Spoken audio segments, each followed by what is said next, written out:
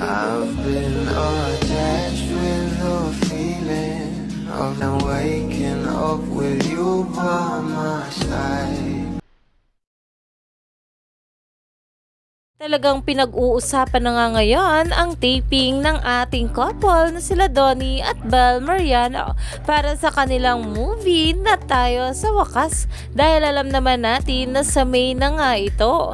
At narito pa nga guys ang sabi, dahil talagang start ng shooting ng ating couple na sila Donnie at Belle para dito, at binahagi na nga ito ng Star Cinema sa kanilang social media account na talaga namang nai-repost na nga rin ng ating Belle Mariano. Super excited na nga talaga ang maraming bubbly sa bawat kaganapan ng ating couple patungkol nga sa shooting nila.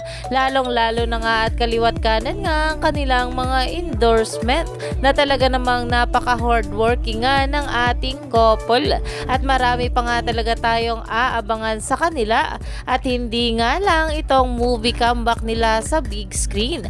Kaya naman marami pa nga talaga tayong dapat abangan sa ating couple ngayong araw.